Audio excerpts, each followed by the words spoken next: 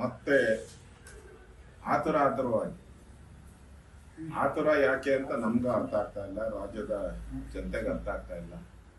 ಸಿದ್ದರಾಮಯ್ಯನವರು ಇಳಿತಾ ಇದ್ದಾರ ಅಂತ ಸಂದೇಶ ಅಂತ ಅನ್ಸುತ್ತೆ ನನಗೆ. ಇಲ್ಲಾಂದ್ರೆ 15 ದಿನದಲ್ಲೇ ಎಲ್ಲ ಸಮೀಕ್ಷೆಗಳು ಮುಗಿಸ್ತೀರಿ ಅಂತ ಹೇಳಿದ್ರೆ, ಈಗಾಗಲೇ ಮಾಧ್ಯಮದಲ್ಲೂ ಬಂದಿದೆ, ಜನನು ಕೂಡ ಕಾಮೆಂಟ್ ಮಾಡ್ತಾ ಇದ್ದಾರೆ, ನಮ್ಮ ಮನೆಗೆ ಬಂದಿಲ್ಲ, ಸ್ಟಿಕ್ಕರ್ ಅಂಟಿಸ್ಬಿಟ್ಟು ಹೋಗಿದ್ದಾರೆ, ನಮ್ಮನ್ನ ಯಾವ ಜಾತಿ ಅಂತ ಕೇಳಿಲ್ಲ,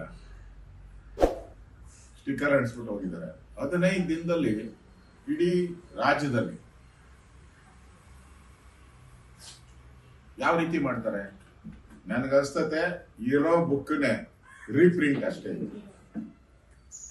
ಇರೋ ಬುಕ್ ಏನಿದೆ ಅದನ್ನ ರೀಪ್ರಿಂಟ್ ಮಾಡ್ತಾರೆ ಅಷ್ಟೇ.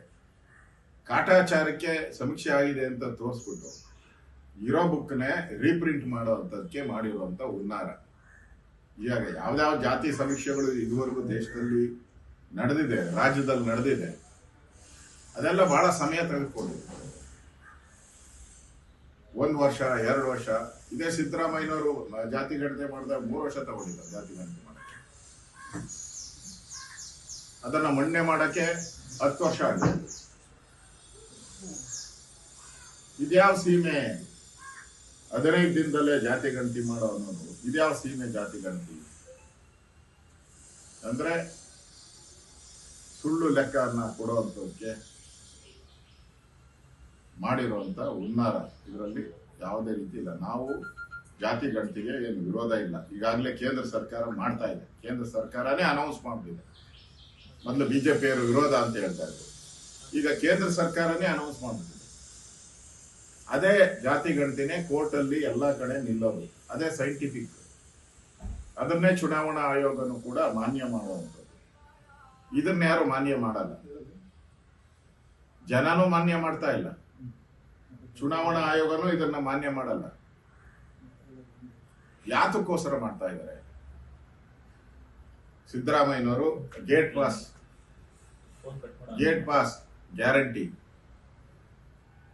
ಆ ಗ್ಯಾರಂಟಿ ಆಗಕ್ ಮುಂಚೆ ಇದೊಂದು ಬಿಟ್ಟು ರಾಜ್ಯದಲ್ಲಿ ಗೊಂದಲ ಎಬ್ಬರಿಸ್ಬಿಟ್ಟು, ಜಾತಿಗಳ ಮಧ್ಯೆ ಕಂದಕ ಎಬ್ಬರಿಸ್ಬಿಟ್ಟು, ಆ ಜಾತಿ ಬೆಂಕಿಯಲ್ಲಿ ಬೇಳೆ ಬೇಯಿಸ್ಕೊಳಕ್ಕೆ, ಜಾತಿ ಬೆಂಕಿಯಲ್ಲಿ ಬೇಳೆ ಬೇಯಿಸ್ಕೊಳಕ್ಕೋಸ್ಕರ ಮಾಡಿರ್ತಕ್ಕಂಥ ಹುನ್ನಾರ ಅಂತ ಹೇಳಕ್ಕೆ ಇಷ್ಟಪಡ್ತೀನಿ. ಈಗಾಗಲೇ ಸುಮಾರು 165 ಕೋಟಿ ಖರ್ಚು ಮಾಡಿದ್ದೀರ. ಅದು ಮೂಲೆ ಗುಂಪಾಗಿದೆ. ಯಾಕೆ ಮಾಡಿದ್ರಿ? ಬಹಳ ಎದೆ ತಟ್ಕೊಂಡು ಹೇಳ್ತಾ ಇದ್ರಿ, ತೊಡೆ ತಟ್ಟಿ ಹೇಳಿದ್ರಿ ಅಧಿವೇಶನದಲ್ಲಿ, ಆಚೆ ಕಡೆ. ಇದನ್ನ ನಾನು ತಂದೆ ತರ್ತೀನಿ, ಬರ್ಲಿ ಯಾರು ಬರ್ತಾರೋ ಅಂದಿದ್ರಿ. ಈಗ ಹೆಂಗೆ ಪುಸ್ ಅಂತ ಆಗೋಟ್ರಲ್ಲ ನಿಮ್ಮ ಕೇಂದ್ರದ ನಾಯಕರು. ವಾರ್ನಿಂಗ್ ಮಾಡಿದ ತಕ್ಷಣ DK ಶಿವಕುಮಾರ್ ಕಂಪ್ಲೇಂಟ್ ಕೊಟ್ಟ ಮೇಲೆ ನಿಮ್ಮ ಹೇಳಿಕೆನೆ ಬದಲಾಗುತ್ತಲ್ಲ. ಧೈರ್ಯ ಇದ್ದಿದ್ರೆ ಸವಾಲ್ ಹಾಕ್ಬೇಕಾಯ್ತು ನಿಮ್ಮ ಹೈಕಮಾಂಡ್ಗೆ, ಇಲ್ಲ ನಾನು ಮಾಡಿರೋ ಸರಿ ಇದೆ ಅಂತ.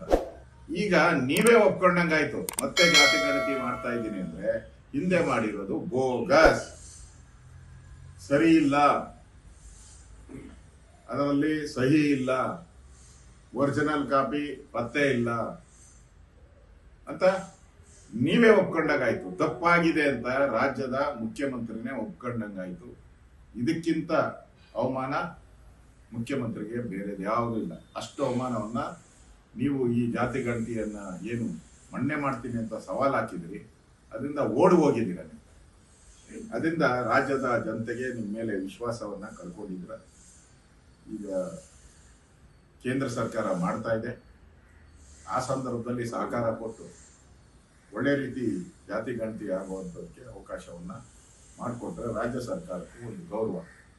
ಇಲ್ಲ ಅಂತ ಹೇಳಿದ್ರೆ ಇದು ಇನ್ನೊಂದ್ಸರಿ ಇದೇ ಆತುರವಾಗಿ ಮಾಡಿದ್ರೆ ಮತ್ತೆ ಜಾತಿಗಳ ಮಧ್ಯೆ ದಂಗೆ ಇರುತ್ತೆ.